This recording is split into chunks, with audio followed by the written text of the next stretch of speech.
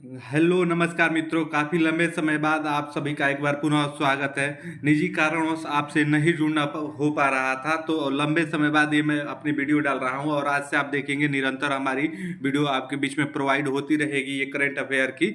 तो आइए देख लेते हैं, उसके बाद थोड़ी सी चर्चा करेंगे। सबसे पहले आप देख लीजिए यहाँ पे, ये हमारी वीडियो 31 अगस्त और 1 सितंबर का जो करंट अफेयर के महत्वपूर्ण आपके प्रश्न हैं, उन्हीं प्रश्नों को इस वीडियो में लिए हैं। आप इसे देखते हुए चलिए। आप किसी भी परीक्षा की तैयारी करते हैं या टीचिंग लाइन से जुड़ा हुआ हो या एसएससी से जुड़ा हुआ हो, स्टेट पीसीएस किसी भी लेवल की अगर आप तैयारी करते हैं तो आप देखेंगे कि करंट अफेयर के पार्ट आपके लिए काफ़ी महत्वपूर्ण हो जाते हैं। और करंट अफेयर के जो भी प्रश्न आपके बनते हैं वो आपके डेली बेसिस पे तैयार करने होते हैं। तो आज की वीडियो में हम 31 अगस्त और 1 सितंबर के जो महत्वपूर्ण घटनाएं हुई है उनसे महत्वपूर्ण प्रश्नों को देखते हुए चलेंगे, जो आपकी किसी भी परीक्षा के लिए काफ़ी महत्वपूर्ण साबित होगा। और इससे जुड़े हुए कुछ स्पेशल फैक्ट भी आपको बताएंगे जो आपकी परीक्षा के नज़रिए से काफ़ी महत्वपूर्ण होगा। तो सबसे पहला प्रश्न आप देखेंगे, रेलवे बोर्ड की पहली महिला चेयरपर्सन और सीओई कौन बनी है? ये हाल ही में बनी है, ये काफ़ी चर्चा में भी रही, तो ये इसलिए आपके लिए महत्वपूर्ण हो जाता है। तो आप ऑप्शन देखेंगे, आपके ऑप्शन यहाँ पे दिया हुआ है, तो ऑप्शन के हिसाब से जाएंगे तो इसमें आपकी जया वर्मा सिन्हा है, यही आपकी आप देखेंगे रेलवे की चेयरपर्सन और सीओई बनी है। तो आइए ये जया वर्मा सिन्हा के बारे में कुछ महत्वपूर्ण जानकारियाँ जान लेते हैं जो आपके लिए काफ़ी महत्वपूर्ण होगी। सबसे पहले देखेंगे रेलवे बोर्ड की पहली महिला प्रमुख है। उसके बाद आप देखेंगे वह रेलवे के 118 साल पुराने इतिहास में बोर्ड की प्रमुख बनने वाली ये पहली महिला है, आप इसे ध्यान में रखेंगे। रेलवे बोर्ड रेल मंत्रालय के शीर्ष निर्णय लेने वाली आप देखेंगे संस्था है। रेलवे बोर्ड 2005 में अस्तित्व में आया था, ये भी आपके लिए महत्वपूर्ण है, ये भी परीक्षा में आप देखेंगे पूछ सकता है। आइए और कुछ स्पेशल फैक्ट देख लेते हैं जया वर्मा सिन्हा के बारे में, इनके बारे में जान लीजिए। वह इलाहाबाद यूनिवर्सिटी के पूर्व स्टूडेंट आपकी ये रही है, अर्थात इलाहाबाद यूनिवर्सिटी से ये पढ़ी हुई है। वो आप देखेंगे इंडियन रेलवे मैनेजमेंट सर्विसेज के अधिकारी ही है। चेयरपर्सन बनने से पहले वह रेलवे बोर्ड की सदस्य थी। आप इसके बाद देखेंगे वह बालासुर दुर्घटना के बाद की स्थिति को संभालने में सबसे आगे थी, जिसमें आपको पता होगा कि 291 लोग मारे गए थे। वह 4 वर्षों तक बांग्लादेश के ढाका स्थित भारतीय उच्चायोग में रेलवे सलाहकार के रूप में आप देखेंगे ये काम कर रही थी। उसके बाद आइए आगे एक और पॉइंट है उसको भी देख लेते हैं। तो इसको देखेंगे, इसमें आपका दिया हुआ है इस पॉइंट में कि बांग्लादेश उनके कार्यकाल के दौरान वर्ष 2008 में आप देखेंगे कोलकाता से ढाका तक मैत्री एक्सप्रेस का उद्घाटन किया गया था। आप देखेंगे ये भी महत्वपूर्ण है, डायरेक्ट आपसे यहाँ से भी प्रश्न पूछ सकता है। तो इनसे जुड़े हुए ये कुछ महत्वपूर्ण तथ्य है, अगर आप इनसे जुड़ा हुआ इतना तथ्य देख लेते हैं तो आप देखेंगे कि अगर प्रश्न बनेंगे तो इन्हीं के बीचों में से बनेंगे। आइए ऐसे ही दूसरे प्रश्न को देखते हैं। तो दूसरे प्रश्न में देखेंगे, इसमें आपसे पूछा है कि वित्त वर्ष 2023-24 की पहली तिमाही में भारत की जीडीपी विकास दर कितनी थी, आपको वो बताना है, कितनी रही थी वो आपको बताना है। तो आपके ऑप्शन दिए हुए हैं, आप गेस कर सकते हैं। तो आप देखेंगे कि जो 2000 आपका 23-24 में आपका तिमाही में पूछा है ये आपके लिए महत्वपूर्ण है। सबसे पहले आपको प्रश्नों को अच्छे से पढ़ना है, अर्थात अगर प्रश्नों को आप अच्छे से नहीं पढ़ेंगे तो परीक्षा में आप देखेंगे ऐसे ही छोटी छोटी मिस्टेक के कारण प्रश्न गलत हो जाते हैं। तो इसमें पहली तिमाही में आपका पूछा है तो ये आपका होगा ये 7.8% आपका जीडीपी रहा। तो ये जीडीपी के बारे में थोड़ी सी महत्वपूर्ण जानकारी यहाँ पे देख लेते हैं जो आपके लिए काफ़ी महत्वपूर्ण साबित होगा। जीडीपी ग्रोथ रेट के आंकड़े किसने जारी किए, ये आपके लिए महत्वपूर्ण है। तो आप देखेंगे कि राष्ट्रीय सांख्यिकी कार्यालय यह आंकड़े 31 अगस्त 2023 को जारी किया, ये महत्वपूर्ण है। अगर ये कब जारी किया ये भी आपको पता होना चाहिए। इसके बाद आइए आगे इससे जुड़े हुए और कुछ फैक्ट को देख लेते हैं। तो इसमें देखेंगे जीडीपी स्तर फाइनेंशियली ईयर 2023-24 की पहली तिमाही अप्रैल जून 2023 में सकल घरेलू उत्पाद यानी जीडीपी ग्रोथ रेट आप देखेंगे 7.8% है। आप देखेंगे कि एनएसओ के मुताबिक सर्विसेज और मैन्युफैक्चरिंग के कारण अप्रैल जून तिमाही में भारत की इकोनॉमी एक साल में सबसे तेज गति से आपकी बढ़ी है, ये भी आप इससे जुड़े हुए तथ्य में जान लीजिए। हालांकि आरबीआई ने जीडीपी ग्रोथ रेट 8.5% रहने का अनुमान लगाया था, लेकिन यह उससे कम रहा, ये भी आपके लिए महत्वपूर्ण है, आप ये भी जान लीजिए। आगे आइए देख लेते हैं एक और पॉइंट। इससे अधिक जीडीपी ग्रोथ पिछले वर्ष 2022-23 की पहली तिमाही यानी अप्रैल से जून 2022 में हुई थी, जिसमें आप देखेंगे 13.1 रही थी। तो ये जीडीपी से जुड़े हुए महत्वपूर्ण तथ्य थे, आप इसको जान लीजिए। जीडीपी से प्रश्न आपसे बनेंगे तो आप देखेंगे यहीं से आपको बनेंगे। आइए अगले प्रश्न को देखते हैं। तो अगले प्रश्न में देखेंगे आपसे यहाँ पे पूछा है तीसरे प्रश्न में कि वित्त वर्ष 2023-24 में पहली तिमाही में भारत का आप देखेंगे जीवीए विकास दर पूछा है। यहाँ पे आप देखेंगे पिछले में जीडीपी पूछा था, इसमें आपका जीवीए विकास दर पूछा है। तो जीवीए क्या होता है इसके बारे में भी जानेंगे। तो सबसे पहले ऑप्शन के हिसाब से आप गेस करेंगे कि इसमें आपका कौन सा विकल्प सही होगा। तो इसमें भी आप देखेंगे 7.8% यानी दूसरा ही विकल्प इसमें भी सही होगा। तो आइए जीवीए के बारे में जान लेते हैं कि जीवीए आपका क्या है। सबसे पहले आप देखेंगे कि यहाँ पे ये समझ लीजिए कि 2023-24 में पहली तिमाही में जीवीए कितना रहा। तो जीवीए यानी आप देखेंगे ग्रास वैल्यू एडेड 2022-23 विकास दर की पहली तिमाही अप्रैल जून 2023-24 में 7.8 ये भी रहा आपका, जबकि पिछली तिमाही जनवरी मार्च में 2023 में आप देखेंगे 6.5% रहा था। आगे आइए देख लेते हैं कि जीवीए क्या है, इसके बारे में आइए थोड़ी सी आप जानकारी ले लीजिए कि जीवीए आखिर होता क्या है। ग्रास वैल्यू एडेड यानी जीवीए साधारण शब्दों में कहा जाए तो जीवीए से किसी अर्थव्यवस्था में होने वाले कुल आउटपुट और इनकम का पता चलता है। आइए आगे देख लेते हैं। यह बताता है कि एक तय अवधि में इनपुट कास्ट और कच्चे माल का दाम निकालने के बाद कितने रुपए की वस्तुओं और सेवाओं का आप देखेंगे उत्पादन कर पाए हैं। तो ये आपका जीवीए होता है, आप इसे ध्यान में रखेंगे। आइए ऐसे अगले प्रश्न यानी चौथे प्रश्न को देखते हैं। तो चौथे प्रश्न में आप देखेंगे आपसे यहाँ पे प्रश्न पूछा है, ये आप देखेंगे ये सारे प्रश्न आपके 31 अगस्त और 1 सितंबर से जुड़े हुए हैं। आज से हम daily video daily by daily upload करते रहेंगे करंट अफेयर का, जो आपके लिए काफ़ी महत्वपूर्ण साबित होगा किसी भी परीक्षा की दृष्टि से। तो आइए चौथे प्रश्न को देखते हैं। भारत में पिछले 100 साल में अगस्त 2023 में सबसे कम बारिश हुई, यह औसत से कितनी कम हुई आपको ये बताना है। सबसे कम बारिश आप देखेंगे 2023 अगस्त में हुई, तो औसत से कितनी कम हुई आपको ये बताना है। तो ये आपके ऑप्शन के हिसाब से आप गेस करेंगे तो इसमें आपका ये 36% हो जाएगा।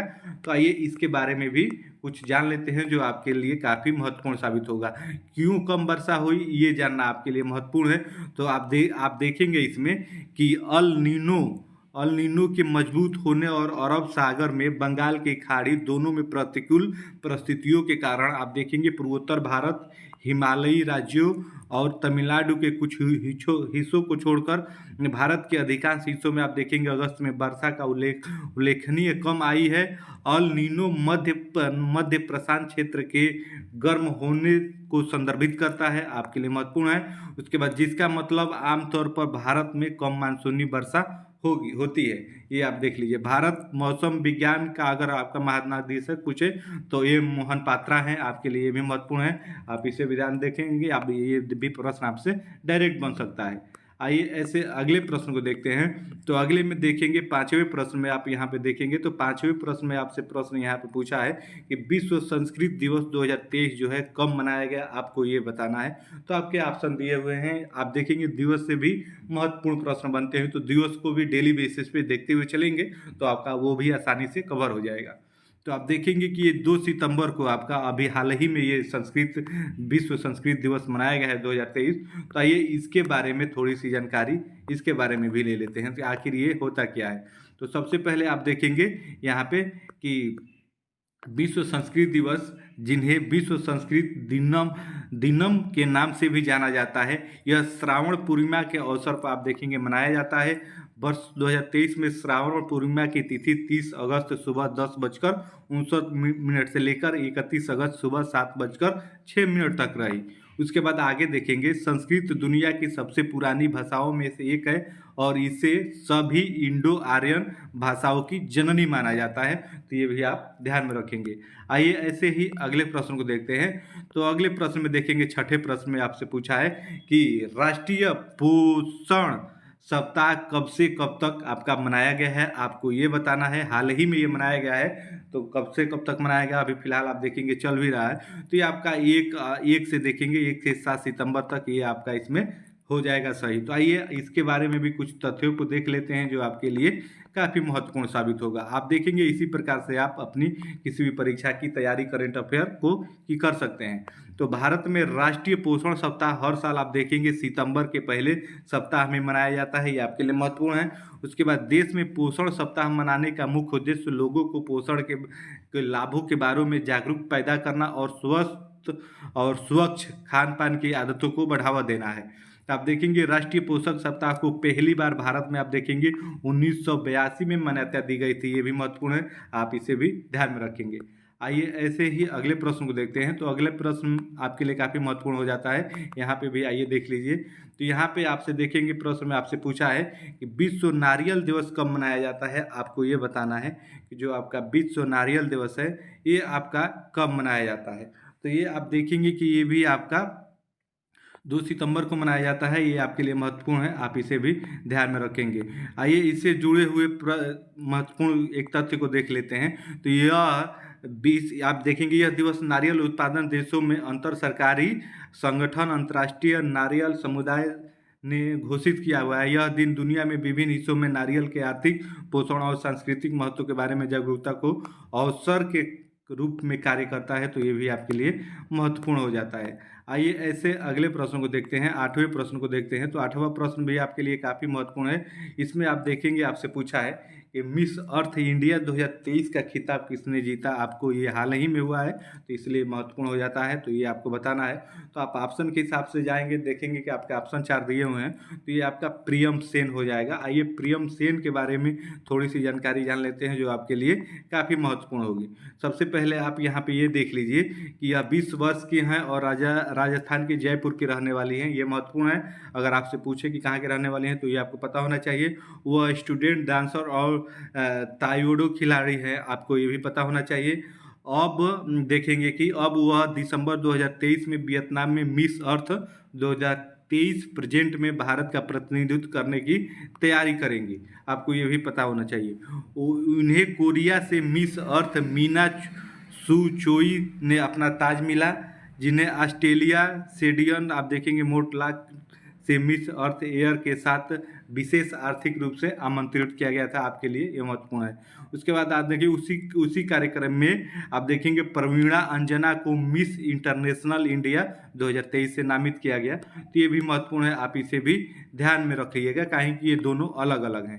इसके बाद आइए अगले प्रश्न को देखते हैं। तो अगले में 9वें प्रश्न में देखेंगे, इसमें पूछा है ब्लू सुपरमून की घटना कब हुई जो 2037 तक आप देखेंगे ऐसी खगोलीय घटना नहीं होगी। हाल ही में आप देखेंगे कि ब्लू सुपरमून की घटना हुई है और आगे आप देखेंगे 2037 तक ऐसी खगोलीय घटना नहीं होगी। तो वही पूछा है ये कब हुई है, तो आप देखेंगे कि अभी पीछे हाल ही में हुई है 30 और 31 अगस्त को ये घटना हुई। तो ये डायरेक्ट प्रश्न बनेगा, आप इसे भी ध्यान में रखेंगे। आइए इससे रिलेट करके कुछ महत्वपूर्ण तथ्यों को देख लेते हैं जो महत्वपूर्ण होगा कि आखिर क्या होता है आपका ब्लू सुपरमून। जब एक ही महीने में दो सुपरमून होता है तो दूसरे सुपरमून को ब्लू सुपरमून कहा जाता है, ये आपको पता होना चाहिए। अगस्त 2023 में 2 बार सुपरमून हुआ, एक अगस्त में 30 हुआ, दूसरा आप देखेंगे 31 अगस्त को हुआ। इसीलिए 30 हुआ 31 अगस्त वाले सुपरमून को ब्लू सुपरमून आप देखेंगे कहा जा रहा है। उसके बाद देखेंगे कि द हिंदू न्यूज़पेपर के अनुसार ब्लू सुपरमून के दौरान पृथ्वी और चांद की दूरी मात्र आप देखेंगे 3,37,344 किलोमीटर रही, ये भी आपके लिए महत्वपूर्ण है। आइए अगले प्रश्न हुआ अंतिम प्रश्न यानी 10वें प्रश्न को देख लेते हैं जो आपके लिए महत्वपूर्ण होगा करेंट अफेयर की सीरीज में। आप देखेंगे 31 अगस्त और 1 सितंबर 2023 से जुड़े हुए महत्वपूर्ण करेंट अफेयर के ये प्रश्न है। तो 10वें प्रश्न को देखेंगे, भारत के किस पूर्व न्यायाधीश को सिंगापुर इंटरनेशनल मीडिएशन सेंटर के इंटरनेशनल मीडिएटर पैनल के सदस्य के रूप में नियुक्त किया गया है। तो आप देखेंगे ये हाल ही में प्रश्न आपके बीपीएससी प्राइमरी टीचर जो बिहार में हुआ उसमें भी ये प्रश्न पूछा गया था। तो इसका जो आपका सही ऑप्शन होगा जस्टिस एन.बी. रमना हो जाएगा। तो जस्टिस एन.बी. रमना के बारे में आइए थोड़ी सी जानकारी जान लेते हैं जो ये भी आपके लिए काफ़ी महत्वपूर्ण होगा। तो सिंगापुर इंटरनेशनल मीडिएशन सेंटर के चेयरमैन जॉर्ज लिम ने जस्टिस एन.बी. रमना को नियुक्ति पत्र दिया। यह सेंटर मध्यस्थता के माध्यम से विवादों की सुविधा और समाधान करवाती है। इसकी स्थापना अंतर्राष्ट्रीय वाणिज्यिक विवादों को हल करने के लिए एक पसंदीदा विधि के रूप में मध्यस्थता को बढ़ावा देने की दृष्टि से की गई है। तो आप देखेंगे कि ये था आपका 31 अगस्त और 1 सितंबर से जुड़े हुए महत्वपूर्ण 10 प्रश्न करंट अफेयर के। इससे जुड़े हुए महत्वपूर्ण आपके तथ्यों को भी मैंने आपसे साझा किया। उम्मीद है आपको वीडियो अच्छी लगी होगी, पसंद आई होगी। ऐसी ही करंट अफेयर के डेली वीडियो हम आपको अब डेली बेसिस पे प्रोवाइड कराते रहेंगे, जो आपके लिए काफ़ी महत्वपूर्ण साबित होगा। तो इसलिए अभी तक आपने हमारे चैनल को सब्सक्राइब नहीं किया है तो चैनल को सब्सक्राइब कर सके हमसे जुड़ जाइए। तो फिर मिलेंगे आपसे नेक्स्ट वीडियो में, तब तक के लिए आप सभी को जय हिंद, धन्यवाद।